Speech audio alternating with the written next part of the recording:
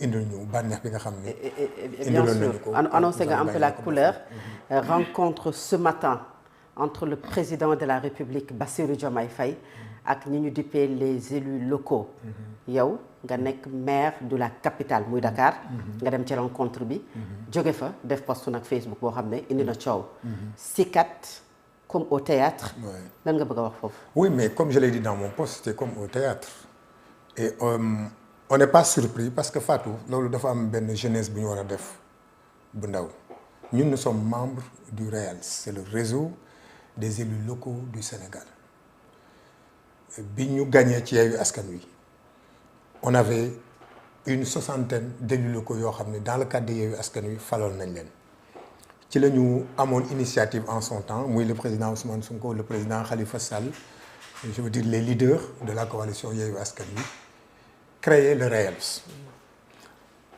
Pourquoi ils ont voulu le créer? Parce que ni ñu xalaate woon collectivité territoriale yi ni ñu xalaate woon décentralisation ak AMS li mu fi nekk des années te les conditions des collectivités territoriales n'ont pas changé. Les gens ont dit il faut qu'on ait un cadre boo xam ne ñun dinañ fa mën a insuffler un dynamisme nouveau boo xam ne xar kanamu collectivité territoriale yi dina changer.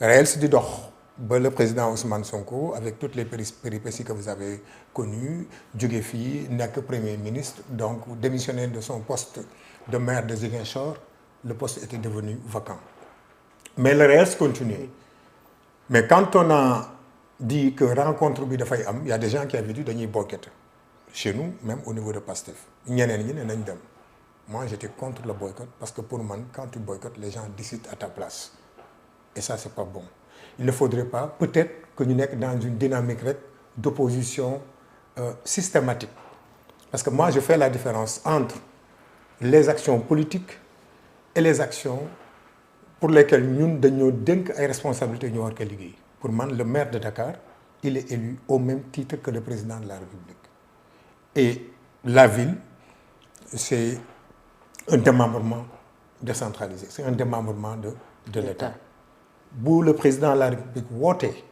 ne damay waxtaan ak maire yi te amul benn contenu politique dañ ci dem mais li tax nag ma def le poste parce que après dañ ci rax politique. ah oui comment. ah oui parce que tey boo ñëwee le REALS.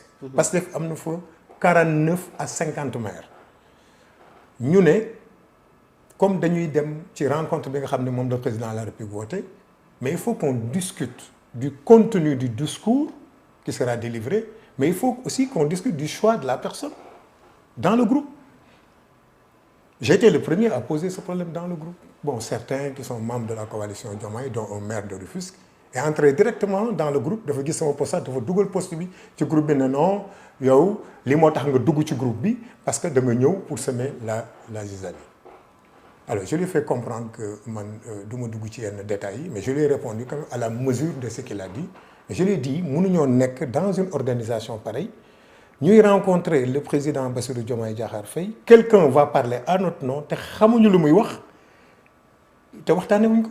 Vous n'en avez pas discuté en amont. On n'en a pas discuté et jusqu'au moment où je te parle jusqu'au moment où il prenait la parole xamuñu woon kuy jël parole benn te xamuñu woon lu muy wax tey ci salle bi lañ ko découvrir et ça c'est la faute au ministre qui est dans le parti pris bon on le connaît de toute façon mais je crois qu'on se connaît assez. moom war na xam ni on va pas se laisser faire si les ministres des collectivités territoriales il l'est pour toutes les collectivités territoriales mais il ne l'est pas pour une partie des collectivités territoriales. ñun xam nañ da ngeen gis ne dafa commencé jàng. mais jàng na.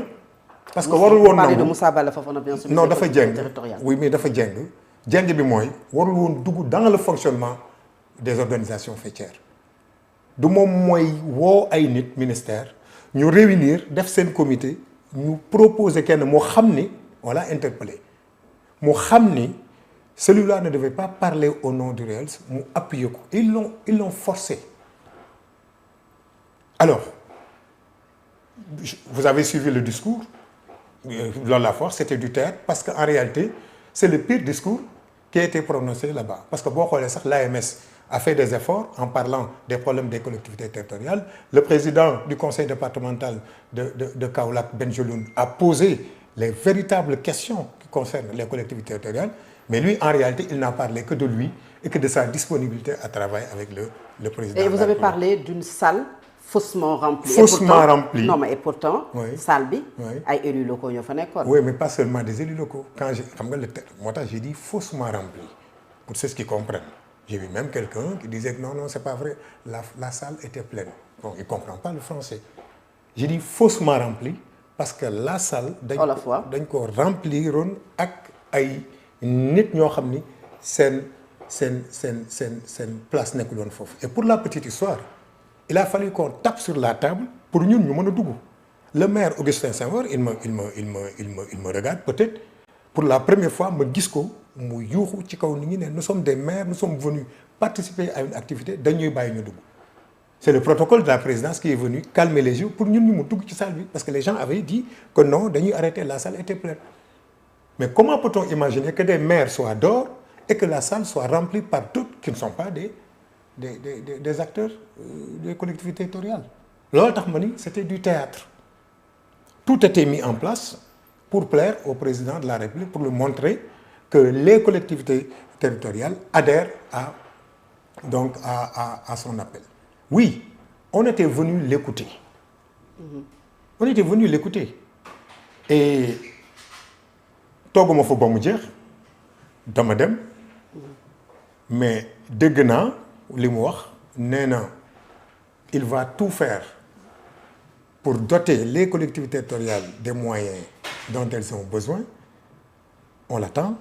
Tooga fa ba mu jeex parce que da nga budde et dégg nañu nga ne dañu la tere maanaam nga tourner en rond. mais loolu nan la mën a nekkee c'est-à-dire nan lañ la mën a teree nag yow nga dem te am na ñoo xamante ne nag def nañu ay poste monsieur le maire pour wax ne gisuñu benn yoon bu ñu la teree yow. waaw mais bon xam nga ñoom bokkuñu xam nga man dans le groupe quand j'ai fait quand j'ai émis cette position-là. Ces messages-là on les a transférés à qui de droit te man am naa information bi ma fay ñëw que effectivement.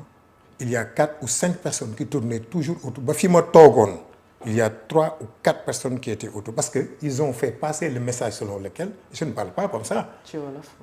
Ils ont dañoo jàllale benn message comme quoi le maire nee na bu ñëwee ki war a jël parole su fekkee choisir ñu te waxtaanuñu ci contenu la mu war a wax il va publiquement contester cette prise de parole. Effectivement loolu man maa ko wax dans le groupe et je savais pertinemment que cette réaction ça allait être ça. Donc dañoo njortu ne da ngay saboter. Mais exactement c'est le terme même loolu la ñu utiliser dañ ne le maire de Dakar à travers les bulletins yi ñu génne le maire de Dakar va venir pour saboter l'activité mais naka lay demee man kilifa la je vais pas me donner un spectacle naka lay demee ci activité boo xam ni man je suis le maire de la capitale mu neex lan mu naqar leen malgré tout ce qu'ils sont en train de dire may ñëw di suufeel sama bopp ci ay kanamu samay nawle loolu du ma ko def. Mais c'était une façon pour moi de leur mettre la pression pour wan leen li ñuy def c'est pas normal. À un moment donné même j'ai failli le faire mais j'étais avec certains qui m'ont dit non mais laisse tomber mais tout ça pour dire que ni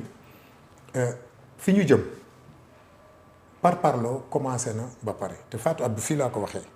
bu ñu demee ba ci kanam li ma leen waxoon ni di ngeen ko gis. Ils ont commencé à appeler certains maires di leen proposer pour ñu ñëw seen coalition bi. La preuve, dans le groupe où je suis, quand j'ai parlé, les 2 personnes qui ont intervenir, mais ce sont tous des maires qui sont dans la coalition Diomaye président. Pour dire que et ils ont appuyé la position du ministre. Ce n'est pas au ministre de me choisir quand moi j'ai une parole. De bien qu'on alerté, waron na woté les acteurs du reste, waxtan len sen bir ci li parce que activité bi waruñu ko yàq moo tax ma ni c'était du théâtre en réalité. Pourquoi ça me gën a wax c'est du théâtre. Mais combien de fois le ministre là tenir ay activités sur la décentralisation sur l'acte 4 sur les pôles territoires combien de fois defe naa bii c'est la 2e bugguma juum ou 3e fois moom am na bu mu teniroon mais avec ces acteurs là avec le premier ministre je crois. Qu'est-ce qui a changé entre-temps pour que ñu dajale tous les maires du Sénégal indi bëgg leen jébbal le président de la République. En réalité c'était ça c'était du théâtre. Beneen bi derrière il parle d'acte 4 ministre bi moom si boppam liggéey na ci te mu ngi may seetaan waxtaan nañ ci Moussa Bala Fofana. waaw yéen ñaar waxtaan ngeen ci. waxtaan nañ ci boobu c'est vrai bon. on était yéen a bokkoon ci benn parti muy Pastef bien sûr. benn parti. il était farouchement opposé au système actuel maanaam avoir 500 et quelques collectivités territoriales dont certaines ne sont pas viables maanaam attanuñu collectivités yi leen jox parce que amuñu assez de ressources amuñu jumtukaay yi war pour nekk ay collectivités territoriales moom ci boppam mu dénombré plus de 80 et quelques collectivités ne yii dañu war a tëb mais à notre grande surprise amoon nañu information bi démb avant ñuy dem que ni mais ils pensent revenir sur ça parce que boo dégloo li le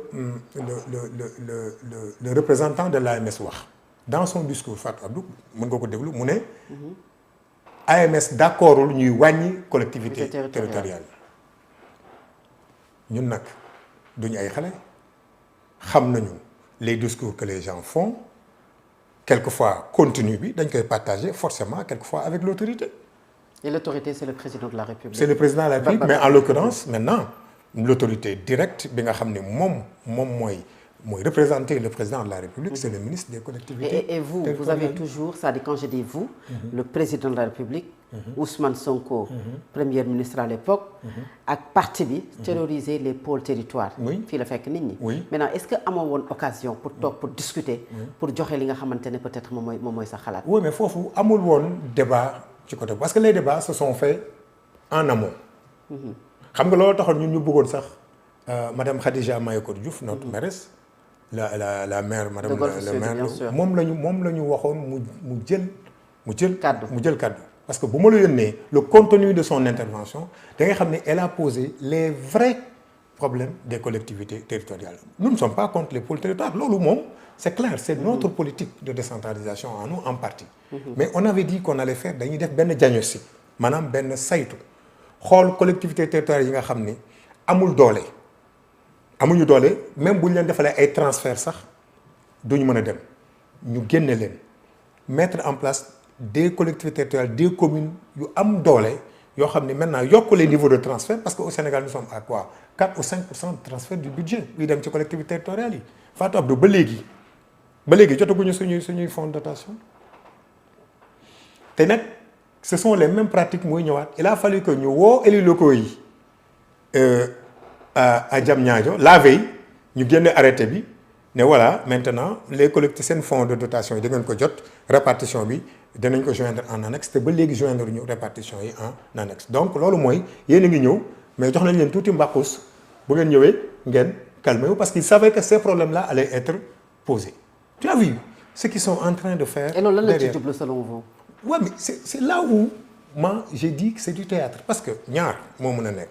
Ils veulent revenir sur l'acte 4 leer na parce que le représentant de l'AMS wax na ko ne d'accord ñu ñuy wàññi yenn collectivités territoriales yi benn et le ministre je suis à peu près sûr je peux me tromper et j'espère que bii pas dama juum dina accéder à cette demande parce qu'il parle de consensus xam nga à chaque fois que ñu bëgg a dawal ay affaires rek on nous dit nañu waxtaan ci consensus ça veut dire que la ñu waxoon du am et loolu moom moo ci liggéey présenté na ko conseil des ministres parce que j'ai été ministre premier ministre piloté ko président de la République joxe woon accord am bu ñu demee ba wëlbati ko nag ne léegi communes yooyu dañ leen di bàyyi ñu dem xam nañu fa gars yi jëm ces communes là sous peu di nga xool elles vont ces maires là elles vont tous rejoindre la coalition Diomaye président alors est-ce que am na ay discussions en amont parce que c'est vrai que foofu dafa am benn nit boo xam ne mooy jël kaddu mais avant amoon na ay discussions yoo xam ne seq ngeen ko waxtaan ngeen ko et yow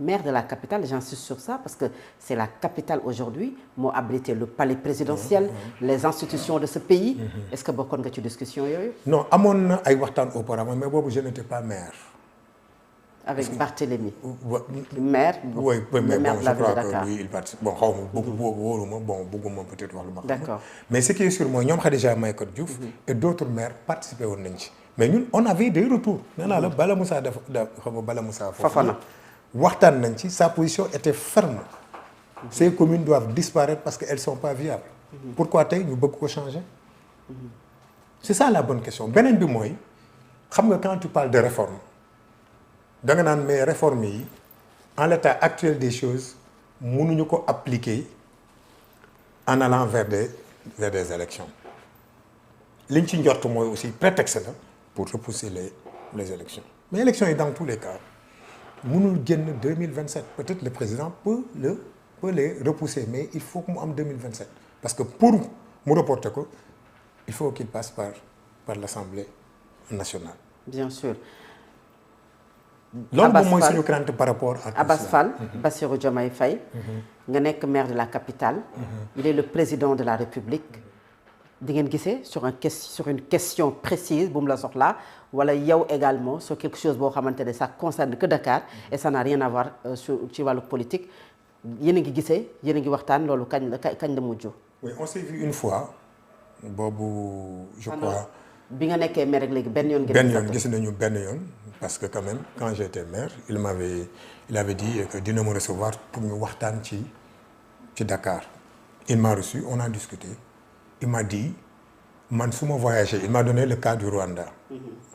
mais su ma voyagé Kigali ce que je vois dans un pays africain bu doon sama sago ñu am ko Sénégal et on peut le faire et je t'encourage dinaa la jàppale et surtout dans le cadre des JOJ dinañ leen jàppale pour que Dakar xar kanamam change et en son temps effectivement on avait discuté et ça on en avait aussi discuté avec le Premier ministre mais da ngeen di fexe ba fonctionnement yi parce que une ville ne peut pas se développer quand les charges de fonctionnement sont plus élevées que les charges d'investissement fexe leen ba investissement yi donc ëpp doole fonctionnement yi et ça on y a travaillé au niveau de la ville de Dakar et pour la première fois je crois dans l'histoire de la ville de Dakar je ne vais pas me tromper pour la première fois le niveau d'investissement dépasse le fonctionnement nous sommes à 57% de niveau donc de niveau d'investissement. On a discuté de façon très courtoise boobu problème yi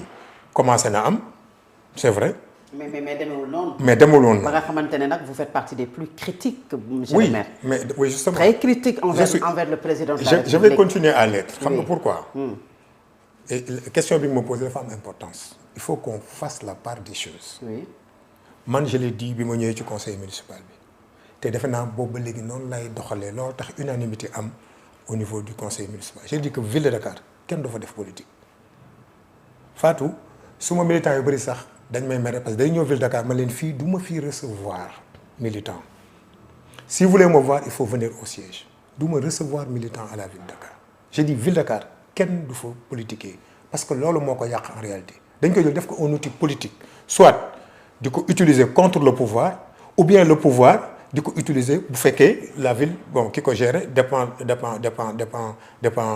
du parti au pouvoir di ko jël di ko xeexee ñeneen j'ai dit loolu c'est pas ma philosophie de la gestion d'une collectivité territoriale donc pour tout ce qui concerne l'intérêt des Dakarois suba su ma président Bassirou Diomaye Faye woowee en tant que président de la République ne def may recevoir en tant que maire de Dakar pour ñu waxtaane Dakar damay dem ça c'est clair moo tax ma ne je fais la part des choses je l'ai dit à mes amis avec qui yi nga xam ne bokkuñu parti à la ville de Dakar je l'ai dit fii bu ñu fi ñëwee li ma leen di ñaan woo leen ci yéen aussi jëfe leen ko buñ fi kenn politique mais su ma génnee fii ci biti sur le terrain politique danaa leen door ay xeer mais fii su ma fi ñëwee du ma wax politique donc si le président Bassirou Diomaye Faye m'appelle pour ñu waxtaan ci ville de Dakar parce que ville de Dakar man moom moo ko ce sont des Dakarois qui habitent ici ils ne peuvent plus continuer de souffrir parce que tout simplement le maire qui est là jubóowul ak le président de la République te ñoom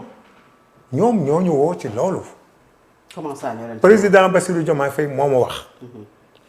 premier ministre wax ma ne fait jamais l'erreur des autres surtout le premier ministre il a insisté Abass bul jël mairie bi di ko xeexee kenn parce que mu jox ma exemple mu ne ma supposons le maire de Parcelles Assainies àndul ak yow nga ni da nga koy xeex parce que àndul ak yow mais yow xeexuloo ko yaa ngi xeex les habitants des Parcelles Assainies dont tes militants il faut changer cette approche c'est eux qui m'ont dit ça mais ci loolu lay doon. mais est-ce que le président loolu ma la waxoon parce que depuis bi nga jotee mairie bi ak léegi mi ngi bëgg a def diir.